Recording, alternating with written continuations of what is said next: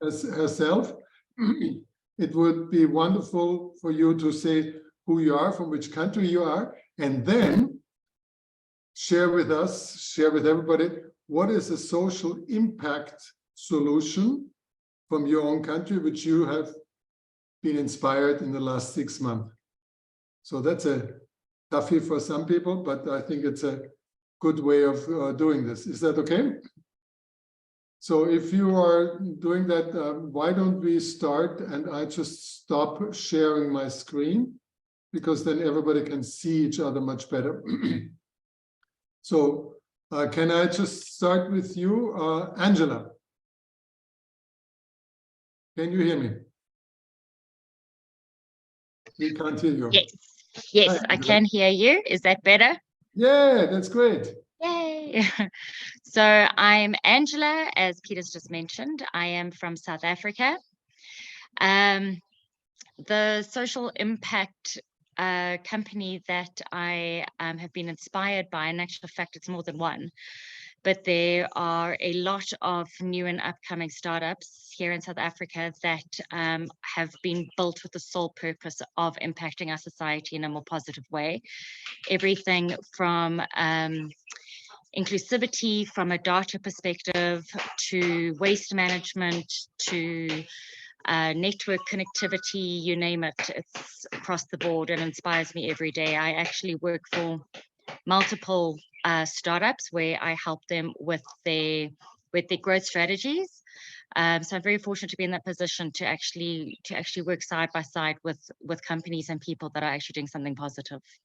Thank you. Thank you very much, Angela. That's really great. And I think that your overview is very important. And if you can get other people to join you as a panel, that would be wonderful. Can we just move from there right away to Arturo Lopez? Arturo. Thank you, Peter. Hi, my name is Arturo Lopez Valerio. I'm from Dominican Republic.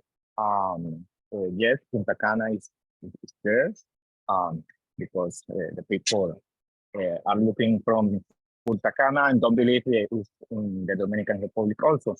We are working with initiatives around clean energy, waste management. We have an issue with the air pollution. It's a big issue in Santo Domingo right now. And all the environment and all the chain that's required the management, procurement, and supervision about the environment initiatives. All initiatives are around the water. Right now in the country, we have a conflict with our brotherhood in Haiti, because this value chain around the water is not well administrated right now. And all to the two countries are right now in the negotiation table, are setting the standard and all the process around this vital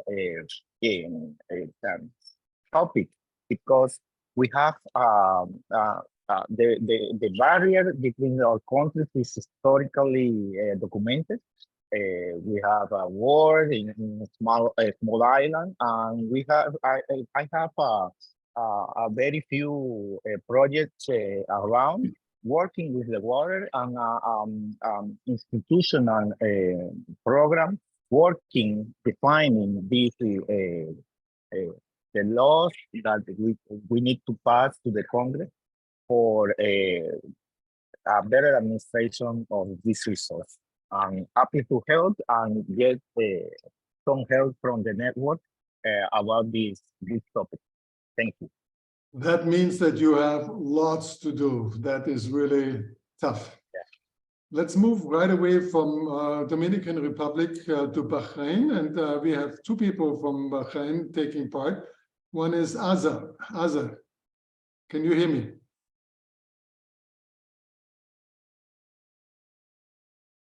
Yes, I can hear you, Dr. Peter. Thank you, but I would like to take to leave the comments to my master, Mr. Obedi. Okay, I so cannot talk then when he's there. is Obedly in the call? Yes, he He is. just drops in and out. He is there. Obedly. Thank you, Azza, for this trust. First of all, on your behalf, I would like to welcome our new young lady, and I'm sure she'll be a qualitative as well as a quantitative addition to our team. Luckily enough, today I met one of the leading newspaper editor-in-chief, and he asked me to join their team because they are forming what they call Al-Bilad Shield, which Al-Bilad is the name of this newspaper, and they want to set a platform to evaluate the CSR of the Bahraini companies in terms of their commitment to the social corporate responsibility. And we will set a kind of, criteria, and according to these criteria, we will choose or select a winner for this. In parallel, we'll have to do something for the women, and we will use the IDAT platform in order to help the Bahraini women to, let's say, activate their entrepreneurship activities as well as their companies' CSR in that direction. Last month, I participated in a seminar in Salalah of Oman, which talks about CSR and something called social investment, which is, to me, this is a very new channel whereby, let's say, profit-making companies can invest and make money, though they are on their first or primary objective is to be socially investing in this direction. Very good.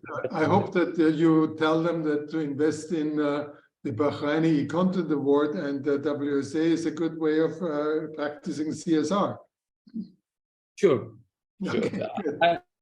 Thank you very much. This I will talk in private with you. I will talk in private with you personally. Okay. Let's go from Bahrain all the way to the US and say hello to Carlos. Carlos. Hello, everyone. It's so incredible to be here with you and to see you all. I love this community so much. I'm very happy to see everyone here. I'm Carlos Abler. I'm in the United States. As far as something that's inspired me recently, there's a gentleman named Glenn Ford who has an amazing vision for helping to end, especially not only urban, but especially urban food deserts and underserved communities with complex aquaponics facilities that are multifaceted and that have a very much food sovereignty goal to them to try to end the domestic trade imbalances that exist when communities are hemorrhaging all their money outside of their communities to get food, to try to capture that economy within the communities and to employ and all this kind of stuff. And anyway, it's a long story, but it was just a very inspiring vision and someone who's actually getting traction with doing these things potentially at scale. But anyway, so that's something that inspired me recently. And just a quick note that, in the past, few years, a lot of my career has taken me down paths that have been making it harder for me to focus on the social impact work and adjacencies that can keep me focused here. But there's something I can't talk about too much right now, but there's an energy sector, sustainable energy related sector startup that I'm starting to work with and I'm becoming central to. Which could go nowhere or it could go somewhere amazing, as startups do. But what I'm very excited about is that it's beginning to bring my mind much more full-time into social impact, particularly in the energy area. And we talk about WSA and the community and opportunities at meetings all the time in terms of how to leverage the network, how to partner, how to participate, because it could be a great partnership. Now, again, don't know where that's going, and we'll see how it goes, but I just am very happy that there's at least something in my life where I can more solidly be constantly referring to this community and the potential that exists in a vision. So let's all put prayers and good energy in that direction that this flourishes, because it could make Thank you so much, Carlos. What you were telling us about urban food deserts and ending the imbalance in terms of domestic trade in food fits very well into the urbanization category. And I think it's really important that we have projects and initiatives which are really so transformative, both in that area of where we have more than half of the people on the planet living in urban areas. And this is an issue from everywhere, from Bangladesh all the way, to Chile, and from the US all the way to, to Russia. So it's something very, very critical. Let's go from where you are right away to Canada. And I say hello to Gary Schwartz. Gary, are you in Toronto? I am in Toronto, and hello. I am in Toronto. It's a pleasure to reconnect with everybody. As Peter and the gang know, I've been with you guys for a while, and every year it's a big adventure, and I'm so privileged to be part of this community. As Peter says, I live in Toronto. I also live now in the Caribbean in a place called Curacao. So I spend half the year here, half the year there. In Canada, I head up an organization that looks at next gen banking. We do a lot of new to credit, new to Canada, so a lot of the underserved banking community. So that dovetails with obviously this community. I also have a fund. I invest in early stage startups and do office hours with them all the time. So a lot of the investments are actually not in Canada. They're mainly in Nigeria. So I do a lot of work in Africa. I was born in Africa in a place called Zambia. Anyway, mixed up mongrel as many of us are. What inspires me? Well, I mean, as my colleague said, so many things. Life is so exciting every day. I guess from this context, the things that are most interesting for me are the things that succeed. So I would say that probably two examples of things that inspire me and that I continue to work with are projects that came out of the awards that I continue to support. One example would be Arbor, which is a sustainable, has become a sustainable finance tool. It wasn't initially, but it is pivot. It's hockey sticking now. They just signed a deal with S&P Global, with AWS, and the list goes on. So that's very exciting. I love it when something starts as an award and then continues to succeed. Another one would be Wovio, is essentially taking models of savings and loans all around the world and bringing them to North America to support folk that don't have credit and need to build their credit. So communities of interest around savings and loans. So many examples. I'll stop there, but I'm excited about this year. I have a number of companies that we've identified, and we look forward to the nomination process and being involved in that regard. So thank you. Thank you very much, Gary, and thank you also for all the commitment and interest you show.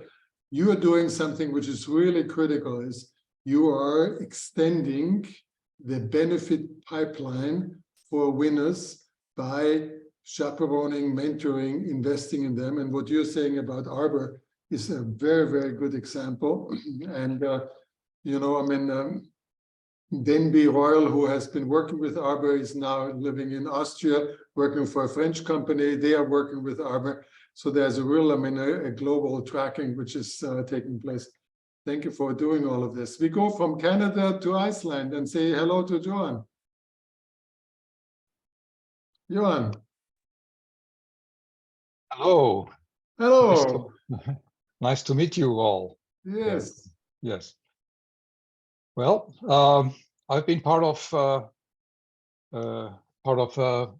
World Summit Awards since I think 2011. I joined and had our first meeting in Sri Lanka 2013. That's right. And have had several or few global winners. And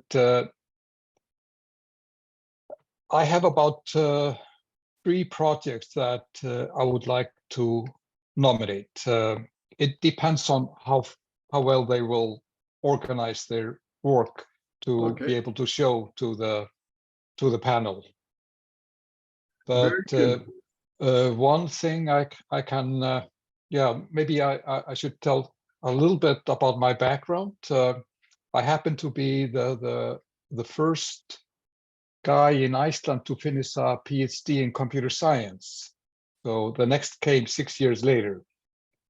So it was kind of an uphill walk for me to get to tell people what computer science was all about. But Johan, we have to wait for the next WSA Global Congress to hear your whole life story. Just give us indication of one special social impact solution which you think is really inspiring from Iceland. Yeah, that is easy for me to do. The Ministry of Finance in Iceland organized a few years ago to make the Iceland government more very ineffective. And it is the 5th, it was voted by the UN the 5th in the world in using this technology to make things easier for people. And that's going to be interesting to see. We'll see, and we will hope to connect with you. We go right away from Iceland to a similarly strong country, which is China, and we go to Yvonne Wong. Yvonne, hello to Hong Kong. Hello, Professor. Sorry, because this is already evening time in Hong Kong. And yes, thank you for joining. Yeah. Nearly go to the sleep. And let me share my trip in China this year. I saw a good company, and it says doing some driverless car, and it will use the driverless car in different extreme situations, such as even in desert or in very cold weather, such as in Harbin of China.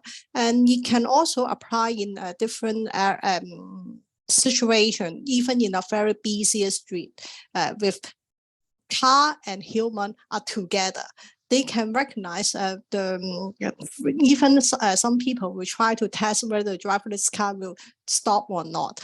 It's a very interesting case I saw. And also I have, that's why I'm inviting them to join the WSA this year, but I still need to wait for their reply, because you know that we need to have some English materials in order to submit to WSA. That's why I'm still discussing with them. Okay, very good. Thank you very much for sharing this, and thank you for joining from Hong Kong. You must have late at night already. Thank you. Yeah.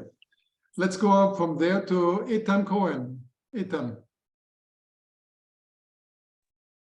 Hello, everyone. I'm from Israel. Pleasure to meet you. I don't have a specific company, but there are quite a few inspiring companies in Israel. But I will mention something else. All the companies that have shown social involvement in everything that happened in Israel, which is the conflict over the change in the judicial system, and the protest around it, and the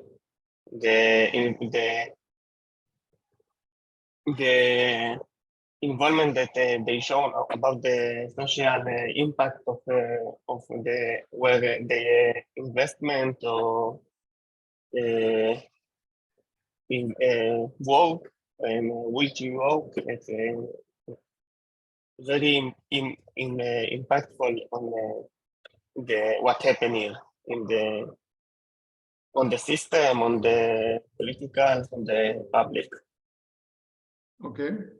I think that we need to hear more about this in order to fully understand it, but thank you for joining, and thank you for being part of it. Let's go right away to Rashid Al-San. Rashid, can you hear me? Yes, I can hear you. So that's what I was wondering. You are in the car. Oh, God. Are you driving yourself? No, just stop now. Okay, good. Go ahead.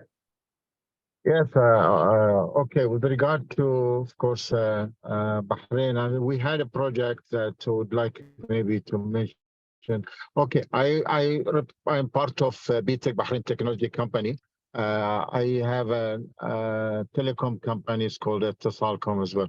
So with regard to one of the projects that maybe this is an impacting project, is where we try to bring the inclusion of those people which that cannot dial a 999. We're doing it through by sending kind of a panic, through the from the mobile, and we will capture where the location is. So this is sent to the Ministry of Ministry of Interior, the Civil Defense Authority. They know that there is something wrong, and this is the location. So this is like the first phase. But beyond that, then we will be able to. They listen and see, and they turn on the camera and they see what's happening and where the panic call is coming. So that's really for the inclusion of emergency services to those people who cannot dial the number today as 999. Wonderful. Okay. I'm sure that the next person to speak will add to this is Nawaf. Nawaf, can you hear me? You're also